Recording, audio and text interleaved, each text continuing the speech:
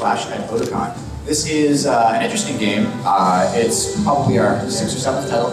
And this one is interesting because it's never been done before. Nobody's ever made a video game about an anime con before. So to celebrate Otacon's 20th anniversary, we decided to make a video game where you basically run around and kick butt at the con. So I'll show you a little bit about that, and then I'll show you how to basically take a game from an idea in your head. Who has a game idea? Who wants to make a game but they have no idea? All right, we're gonna help all of you guys.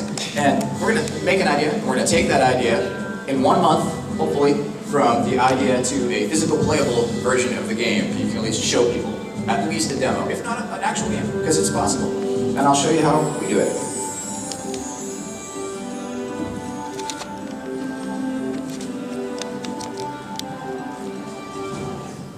Let me kill. This is actually the soundtrack to a game I did about a year ago called Sweet Frog Adventure. It was a little fairy tale frog.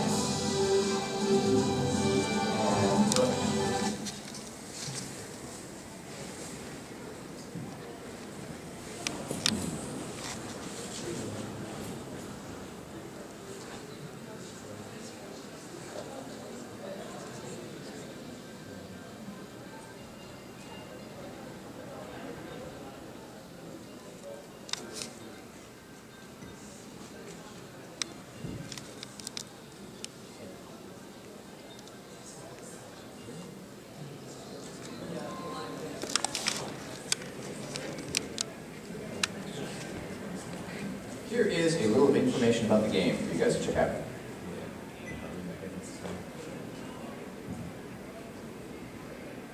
Hey, Daniel. Epic beatdown, otaku style. What do you get when you combine the classic arcade action, your favorite side-scrolling beat-em-up games like River City Ransom and Final Fight with the craziness and fun of your favorite anime convention? The official Otakon video game. Get excited. Studio Nasu is teaming up with Otakon to bring you something special for the con's 20th year. Introducing Crisis Heart Brawlers. Clash at Otakon, the official Otakon video game. Featuring multiplayer, side-scrolling beat-em-up arcade action across richly detailed anime-themed stages. Over 5 game modes, including team and free-for-all versus modes.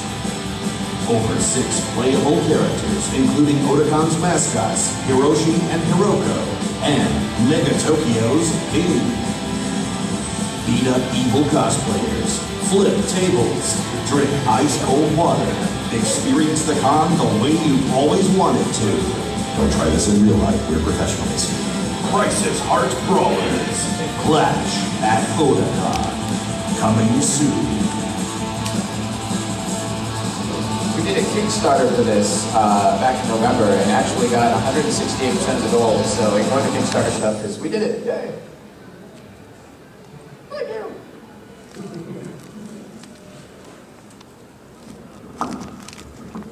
Alright, so what we saw there was a very early trailer of a prototype. That was about 3 or 4 weeks of work to get from nothing at all to that. From like, let's make a game, we don't know what it'll be about, but it's going to be a game, to what you just saw. 4-frame walk cycle, choppy animation, 1 enemy type, 1 player type. We were able to take that, throw in some particle effects and cool assets and things like that, and at least get enough to make a good trailer and a prototype so that people knew what kind of game it was, where it took place, and get all the essentials out of it, and get people excited enough to throw $40,000 at us. That's pretty cool. So, you guys want to do that, you guys want to make a game, so we're going to talk about how to get from nothing to that. First of all, what we need to do is come up with how we start. Let's see. Any questions, by the way? Is there anything anybody wants to touch upon, or? Cool. Alright, so, first of all, we need to come up with an idea. We need a video game. So, what are we going to design? What kind of game should we make? Platforming? We're going to make a platforming game. Alright, so, what's happening here is, you'll see in a second, I'm going to touch upon this, but, okay, so we're going to make a platforming game, and we need a character, we need a hero. Who's our hero? Pickle Man? Pickle Ninja. Alright, Pickle Ninja, and let's see. So we've got Pickle Ninja, the platformer, and what's his goal? What's he going to do? What's Pickle Ninja platforming for? Capture his monkey. Okay, so the monkey has escaped, and Pickle Ninja is going to go. So, Pickle Ninja, the chase for the monkey. We're going to design that right now.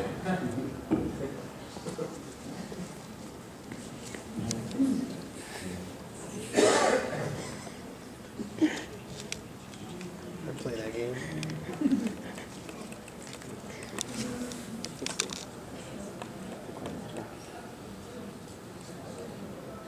There's gonna be Kickstarter for the action. I'm gonna laugh. There's gonna be Kickstarter for it right after this. I'll find it.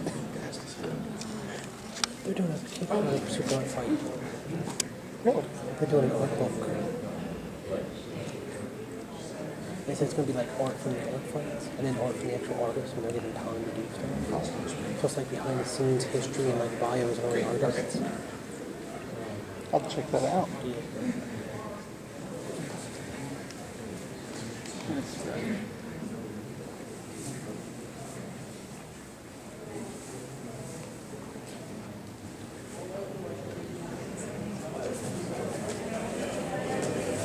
Pickle Ninja.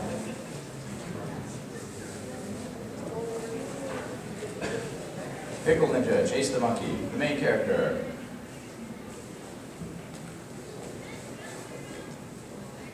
Everybody read that okay, or is that way too small? Good. Good, all right.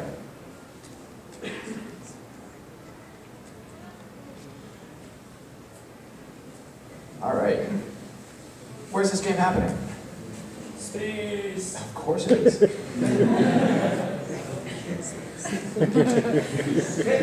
Needs more A's.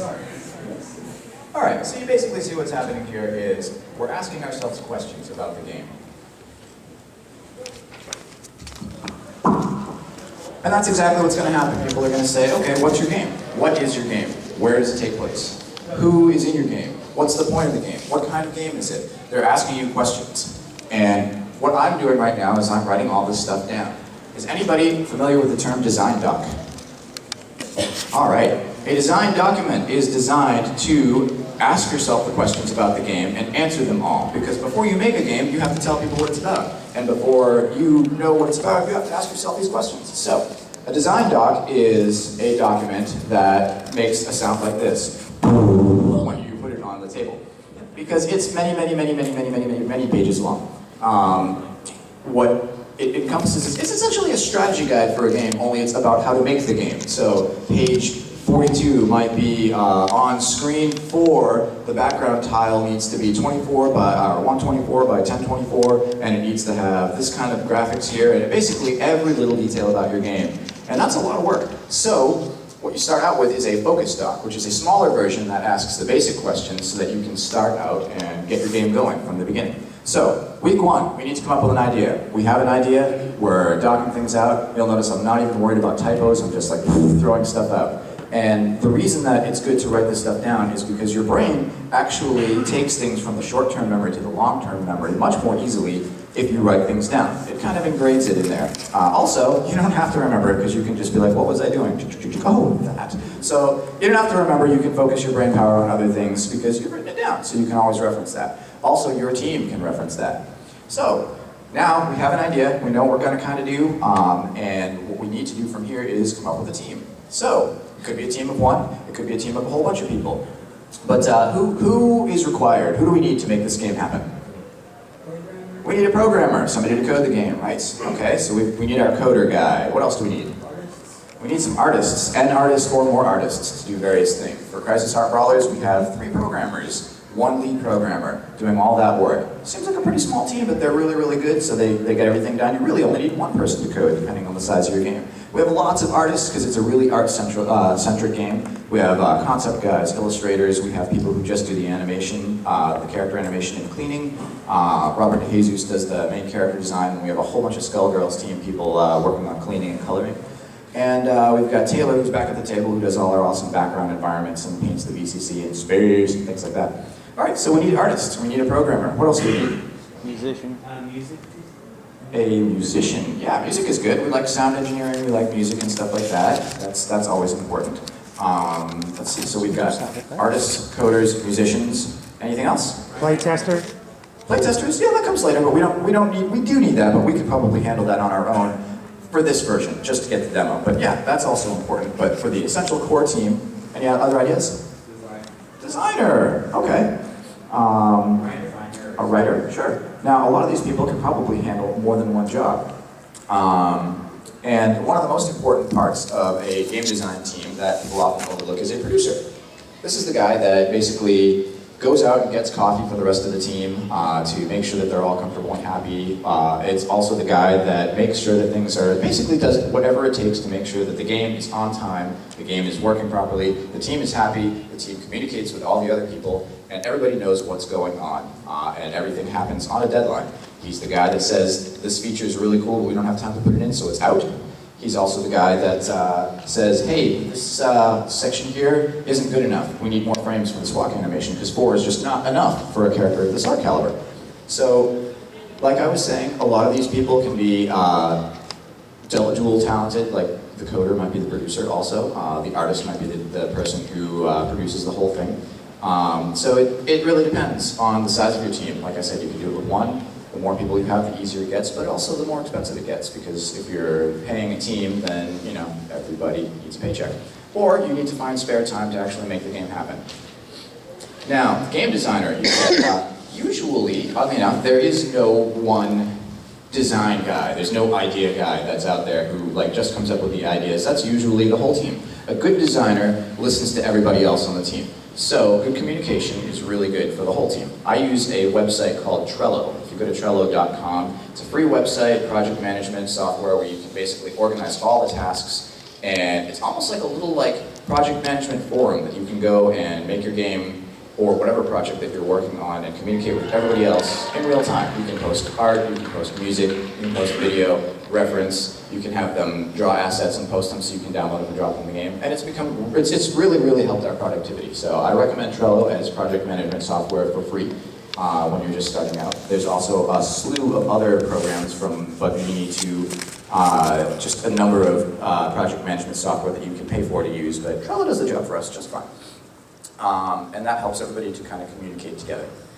Now, that's really good for ideas because people can come up with suggestions and we can all communicate and say, that sucks, or that's pretty cool. So the design guy, unless you're the guy who makes Mario Brothers, usually is everybody, all of you, coming up with something. There's probably one person that sits down and says, okay, I've got this idea, guys, writes out the design doc, here's the game I want to make, and then goes from there. Now, the game that you make is probably going to look nothing like the design doc that you come up with, especially if you want to make a working demo in 1 month.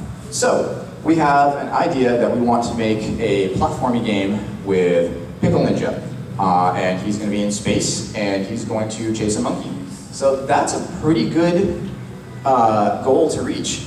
A lot of times people will say, I want to make an RPG, and I want it to have 55 player characters and 600,000 enemies and things like that, and the scope just gets, the scope creep is the biggest killer to coming up with a game on the deadline that you want to come up with. So what you want to do is, especially when you're starting out, is to pare your game down to what makes it fun. Who's got a good game idea? Who's got an idea right now? I want to make a game, and I don't know how. Sure. In a nutshell, I want to make an RPG. Why? Why do I want to make an RPG? Yep. I want to make an RPG. That's sitting around my head for a long time. I've actually been learning Java this series. Okay. So we want to make an RPG from an idea that I've had forever, and I'm inspired because I've been learning Java. Why an RPG? Most of the games I've ever played are RPGs. Okay. I just feel like I have an easier time. All right. An RPG is a huge scope game, and a lot of people will come up with what I recommend is to take your game, take your idea, find out why you want to do it and what makes it fun. It could be the combat system, it could be the storyline, it could be there's a number of things in an RPG that you can take and pare down and make into maybe a mini game. You can take the storyline and make it into just a visual novel, or you can take the fighting system and make it into a little adventure game. There's lots of things you can do, but the key is to find the fun part of the game and strip everything else out and then just focus on that. Make something out of that, and then from there, you can build modularly. one of the things that we started with was we made an engine for a little Zelda-like clone game where there's a little frog character that runs around like Zelda and he kills little slimes that are made out of sugar, and that's the whole game. It's cute, it has a cute storyline, it had cute art, it took us no time to make. We knew that we wanted to make some sort of a Zelda-like RPG and a platformer, which is very similar actually, oddly enough, and we were able to use the technology from that and carry it over and build on that. We already had an engine for the game that we wanted, that saved us a whole bunch of time. So we took that technology and made another game out of it with more features. So you can take these ideas and these different games that have completely different genres and combine them and take what you've learned or take the engines you've got and build modularly as you go and save yourself a whole lot of time. So for your first game, I recommend keeping it small. Puzzle game maybe? That's a good money-making casual game, and it's also really easy to do, and it gets games out. There's a saying in the gaming industry that says, your first 10 games are going to suck, so get them out of the way as quickly as you can. They don't necessarily have to suck, but it is good to at least get some stuff out because you get experience when you're doing this. So, we're going to make a game, hopefully right here and now, and we're going to make a platformer. So, all right, we have our team put together.